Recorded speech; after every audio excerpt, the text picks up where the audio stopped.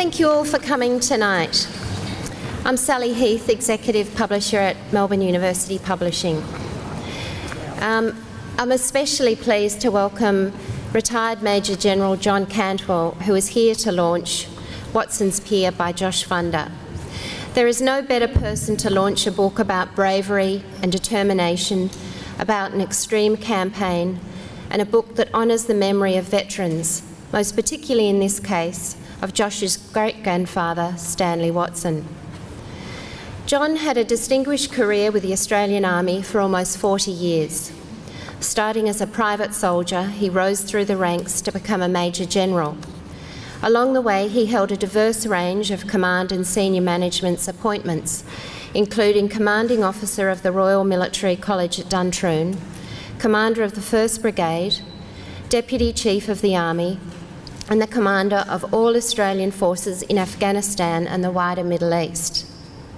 John served in 3 wars, combat duty in Operation Desert Storm in 1991, as Director of Strategic Operations of the Multinational Forces in Iraq in 2006, for which he was awarded the United States Legion of Merit, and as the Commander of Australian Forces in the Middle East in 2010. For his services in the latter role, he was awarded the Distinguished Service Cross. He is a member of the Order of Australia, an Officer of the Order of Australia, and most recently, an Honorary Colonel. My connection with John began when he was in southern Iraq during the First Gulf War, when John was a tank officer on a 2-year posting with the British Army. His mission was to meet up with an American tank at a nameless point 50 kilometres away in the desert as night was falling. There was just John with his crewmen, Pete and Steve. Needless to say, things didn't go well. There was no radio connection. Directions were only possible from a compass held outside the tank, and artillery fire was close by. There was no other option but to leave the safety of the tank and erect a large antenna on its roof as a means to try and establish radio contact with the Americans, the British, anyone. It was dark. There were 3 young men surrounded by shelling, possibly on the wrong side of the British and Army lines. I was reading this from the safety of a beachside holiday. MUP was hopeful of continuing to work with John after the successful publication of his best-selling memoir on his experiences in combat and related emotional trauma, Exit Wounds, so I had taken his book to read. I was hooked. The book is a testament to the man, honest, compelling, heartbreaking, and at times funny. Exit Wounds was shortlisted for an Autobiography of the Year in 2013. John has devoted his life to the service of others. His military work is diverse and includes the role of head of the Victorian Bushfire Reconstruction and Recovery Authority after the Black Saturday fires. Since his retirement, John has been sharing his experiences and most particularly his leadership skills through talks given to defence, business and academic audiences. He is patron for several organisations which support wounded and emotionally damaged Australian veterans. He works tirelessly, although it is very tiring work, championing the needs of men and women suffering emotional trauma resulting from their service in the Defence Force, police, ambulance and other emergency services.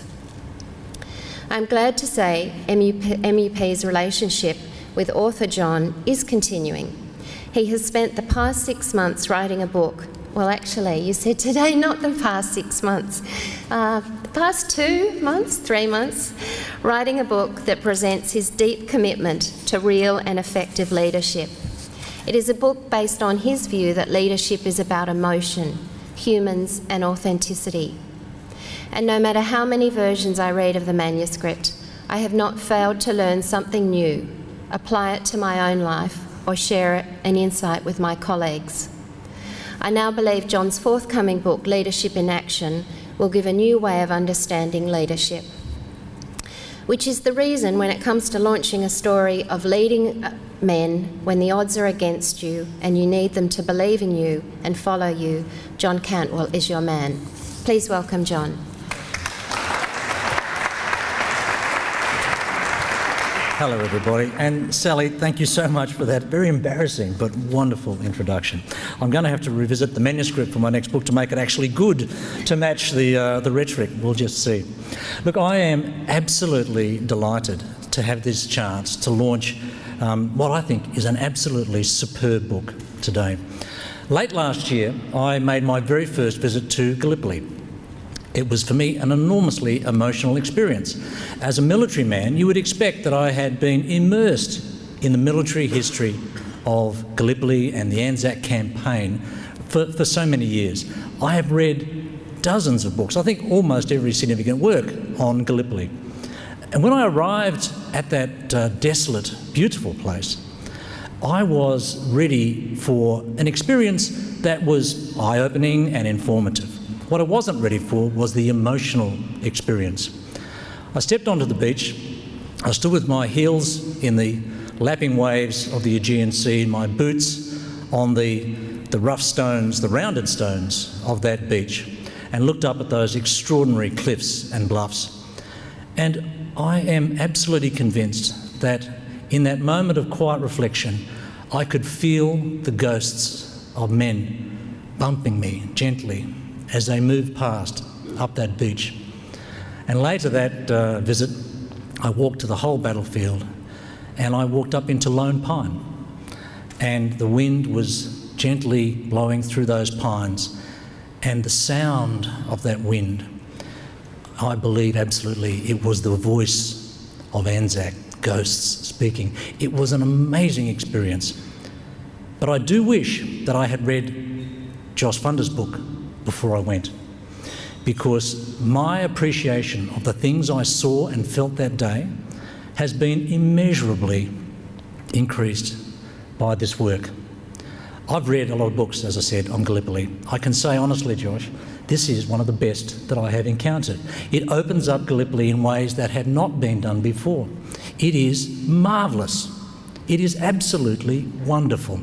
It mixes reality and narrative fiction in a way which is sensitive and accurate and remarkably evocative of the time and the experiences of a man who I now wish I had met, and that's Stanley Watson, Captain Stan Watson, who amongst other achievements constructed the pier that was instrumental in the safe delivery of the Anzac Corps off that dreadful beach at the end of a failed, fruitless and stupid campaign. There's no doubt that Stan Watson saved many lives, and the account that Josh has rendered here is absolutely to be absorbed and experienced, and I commend it to you absolutely if you haven't yet had a chance to read it. Why do I say such things about it? Because it connects in a way that is absolutely emotional in its context. In all the other books I've read, it's been about the adventure, the futility, the losses, the bravery, the extraordinary courage, and you finish reading those accounts with a sense of great admiration and awe and great pride in the things that were achieved. You get all of that from Josh's book, but you get more. You get an emotional gift. You get to experience through Josh's words, through Stan Watson's eyes, the way that it was for an individual, a man who was intelligent, sufficiently in touch with his own core to feel despair, to feel loss, to weep for a lost child, weep for lost colleagues. The emotional delivery, in my view, is what makes this book stand out. It is tremendous in that regard. It also is beautifully written. I mean, it's seriously well written, as you'd expect of a smarty pants Rhodes Scholar and Oxford graduate. But there are some wonderful pieces. Look, let me just read you something. Listen to this. How's this for a sentence? This is describing a battle in which streams of Turks were attacking the Anzac line. Here's this sentence. It's just wonderful. It says, "Countless bullets fill the night, and yet still more Turks exhumed themselves from their trenches in wave after wave of futile attack. Isn't that wonderful? Exhumed themselves. It carries weight that works on so many levels. His discussion of the slowly withdrawing, thinning out of the lines in December of 2015 as the Anzac contingent was withdrawn, aided very much by Stan Watson. Here's another wonderful couple of sentences. Remember, at this point, there's virtually no one left holding the line. Josh writes, "The Anzac frontline trenches were now empty, forfeited to no man's land. Like a crab shedding its shell, the Anzac army was soft and exposed and skipping away to find shelter, leaving behind only a brittle carapace of its former defences." That's seriously good. That is really good.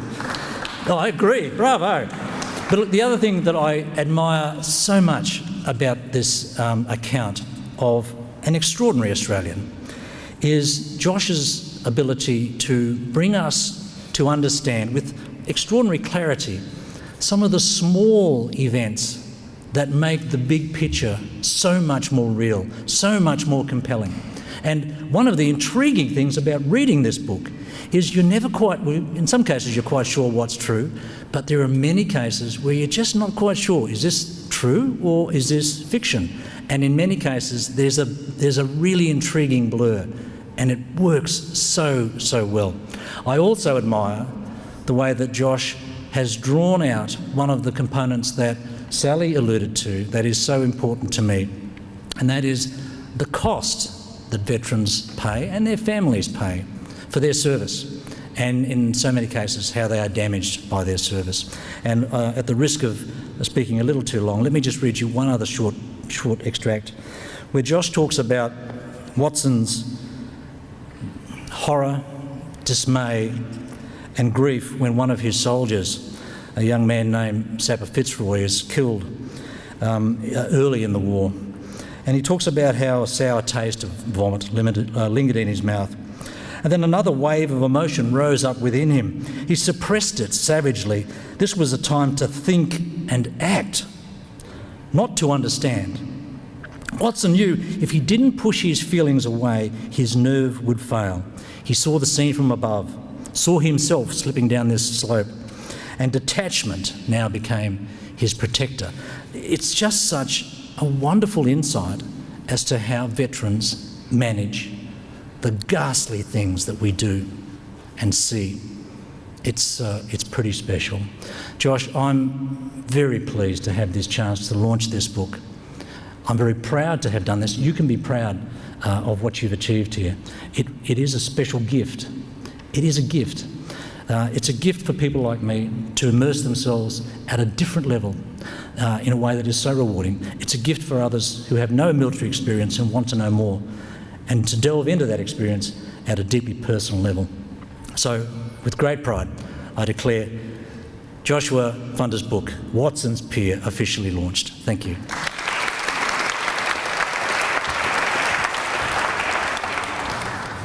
Thank you very much, John. And I think, as I said, there's a whole chapter on authenticity in John's new book, so don't take mine or MUP's book for how good this book is. If John Cantwell says it's marvellous, it is. So thank you. Most of you here tonight know Joshua Funder, investor, healthcare executive, company director, and now author. He's one of the most persistent and inquisitive authors I have known. He worked in the MUP office so that he had a writing space away from the demands of domestic life. He told me before that when he was working at home, he would write in 27 blocks, the blocks of 27 minutes, which is pretty impressive. So he came and had a little space in the MUP office, so it was that way that we could observe the way that Josh worked. And there was no author that I would be meeting in the office or a project that was underway in the office that Josh wouldn't express an interest in. And the same attention to the detail is evidence in the research and writing of Watson's Pier. And it's those qualities blended with the emotional connection of the story with being Josh's grandfather that makes the result all the more powerful. Please welcome Josh.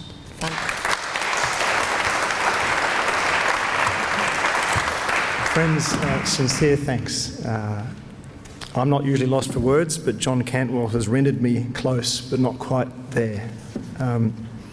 John, thank you. What you said meant an enormous amount to me. Having no military experience or experience of that duress, it's a risk to write about these sorts of issues, and that this book had resonance for you is very important for me to hear that.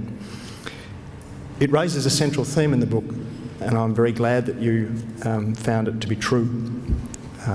This is fiction, but it hopes to bring the truth of our history and that experience into sharper focus. One of the great challenges I had in addressing these themes is that the expectation of fiction is that you are constantly focused on the thinking and feeling of a character, and at the same time you don't focus on a narrative plot.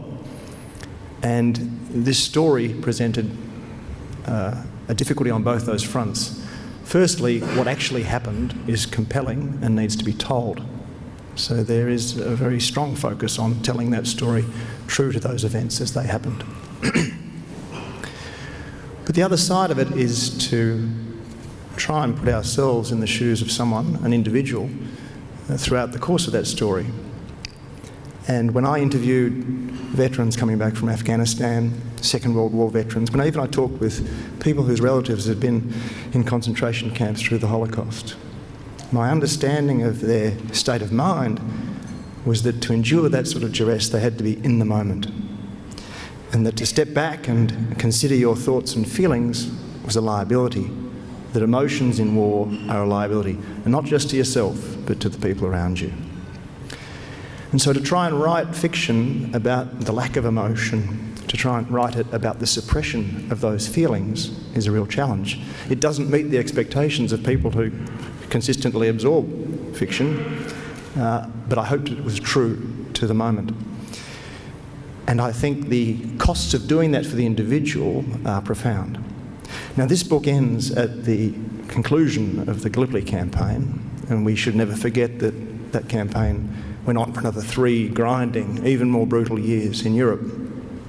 So it doesn't present an opportunity to fully explore the immediate or even long-term scars of that suppression of feeling. Occasionally, emotions at Gallipoli could come through, and I try and highlight the contrast between what is a normal human being and what is somebody under acute pressure. So, John, when you talk of that language, which was very deliberate to try and capture that absolute tension, and you have written yourself about that moment and the costs of it, I thank you for acknowledging that, but also it's just terrific to hear that that was real and understood by you as a veteran. Let me do a reading, because I'm otherwise lost for what to say. And this is a reading that is the only one that occurred to me to read tonight, because it's about a party, and it's about a wedding, and it's about Australia before the war. One of the defining features of our conversation about Gallipoli is that it's relatively superficial, and part of that superficiality is the idea that Gallipoli was the birth of a nation, and I think birth is an inappropriate metaphor for war, and in this book, miscarriage and death are the prime metaphors for this experience. But people also don't recognise what a remarkable country and community Australia was before the war, and that in fact the First World War we chose to go, and we came back from that with a generation of damaged men. Our ambitions and our institutions were set back on their heels, and there was a huge opportunity lost in the First World War. It may have been important for our identity, but it's by no means the birth of this country.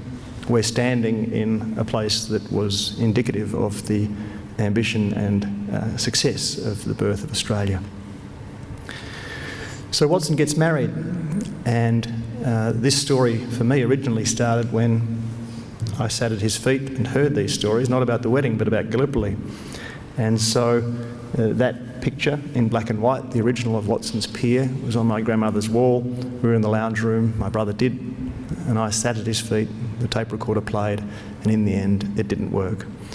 So as John alluded to, fiction is often more banal than the truth, and the truth is often vastly stranger, or in this case, more corny and hackneyed than reality. So, in writing this book, I have taken some very early, blurry, but very important imagery from those stories and tried to flesh them out through research, but also through reimagining what that story would have been. So Watson's getting married and he's signing the register, and his fiancée, the woman he's marrying, is 5 years older than him. In our family folklore, by the time it reached me, it had been expanded to 11 years older, but when I actually looked at the dates, it was 5 years. And he signs and he falsifies the date to make himself 2 years younger than his wife. He doesn't quite know why he lies. People have lied for good reason on enlistment, but he's not quite sure why he lied at that moment. But he knows his wife's pregnant and they're getting married, and he's very proud of that and can't wait to see the baby, despite the issues and stigmas associated with that in 1915 and even today. But once married to his pregnant wife, they walk down the aisle, and this is where the reading starts. On one side, the right side as the bride walks out of the church, sat Layla's family. They were a motley clan, the McBrides and the Harmons, all Catholic, all Australian. For the most part, their ancestors had arrived in the 1830s when Ireland was oppressed by famine, the Church of England and British overlords. 1/3 of the Irish escaped, 1/3 stayed, the other third perished. The McBrides had had a good sense and good luck to emigrate, refugees seeking freedom from want and freedom to believe. William McBride, proud father and long-retired inspector of South Australian schools, nodded as she passed. As Layla was the fourth child of 11, and by far the oldest unmarried daughter, Layla's procession down the aisle on the arm of Stanley Watson was a relief to old Bill. Teresa McBride, Layla's mother, was breaking her promise to herself not to cry. On the other side of the aisle gathered Watson's tribe, the Watsons and Walkers from the Scots borders, and the Menz and Holm families from Germany, all Protestant, all Australians. The Scots had come out voluntarily in dribs and drabs over the past 5 decades, mostly looking for more land and better prospects. The Germans had been pushed. As spot fires of famine swept eastwards across Europe throughout the 1840s, hunger riots broke out. In Prussia, the Holms were part of a mob with not just an appetite for food, but a thirst for democracy. Riots blossomed into minor revolution, but the monarchy and the military soon extinguished all hope of reform. In 1849, the Holms sailed as far away as possible. A few years later, old Johann Menz, Watson's maternal grandfather, arrived from Prussia as a 21-year-old baker. Menz's chocolates were now famous across South Australia. As he was the oldest of 8 children and the first to marry, Watson's wedding had been eagerly anticipated by the menagerie of young children peeping wide-eyed at the newlyweds from behind puffy skirts in the pews, if for nothing than the promise of unlimited sweets. Watson's father, Harry, nodded gravely. A farmer, he'd by now amassed enough land all round Plympton to gift a working farm to any of his sons that chose to take up the land, though Stan didn't seem a likely prospect since completing his apprenticeship at the railways. Watson's mother, Adelaide, simply beamed and blew kisses to them both. Standing in the shadows down the back, not game to take a pew or to take sides, stood several young fellows in their best home-sewn military uniforms, Watson's mates from the Citizens' Military Force. They knew him well enough to attend the service, but not so well enough to stay for the reception. And so it came to pass that Stan married Layla according to the custom of an Australian mongrel congregation. The bride's family were happy the service took place according to Catholic rites. The groom's family, content knowing he'd be buried in the same soil beside her, but as a Protestant. Neither side bothered to let faith, tradition or pedigree interfere with love. The world's economic flotsam and political jetsam washed up on the farthest shore, illegitimately conceived, clear-eyed from birth, fizzing with hybrid vigour, impatient to drink, dance and eat chocolate. So I have no idea if that happened. But it says a lot about the conflicts of going to war against potential ancestors, of coming together as a great country, and the tensions that those people faced in all sorts of ways before they went to war. I hope it gives you a taste for Watson's story as an individual person, but at the same time his story as representative of Australia before, during and after that part of our history. I do have some thanks, and I know that inherent in any discussion of war, pain and fear, death, disease and bureaucracy, the overwhelming reality of war, as I've come to understand it, is boredom. I'll be brief. John, thank you for your launch and your words. They mean an enormous amount to me. Sally Heath, Colette Vella and Louise Adler, for all your stewardship of this and guidance and support and editing and wisdom, I thank you. And the rest of the team at MUP have just been superb, taking the risk to write fiction about Gallipoli and with an unknown and an untried author. To my family, many of whom are here tonight, but in specific to Catherine Perdue, Susan Funder and John Funder for their declaration of what they knew and intimation at what they thought and felt. Thank you. To Tom Keneally, who gave me enormous courage to write fiction about Gallipoli and gave me a wonderful endorsement well before it made the cover about how to tackle this subject and how writing fiction about our history could have meaning. And similarly to Sir Angus Houston, who from a military and historical perspective has given confidence to this project that fiction can come and be brought to bear on that truth. Similarly to Major Matt Illich and to Brigadier Keith Colwell, veterans and signalmen for their contribution. Finally to the State Library for hosting us here tonight, many thanks. Most importantly to my family, who you can see sitting down there in some part and around the room. They are fizzing with hybrid vigour and looking forward to eating chocolates tonight. I'll leave it there. I hope this is a start of a conversation with you all and with many other people around ways in which we can each follow multiple different stories and come to our own conclusion about what this history means and feels for us all. Thank you very much.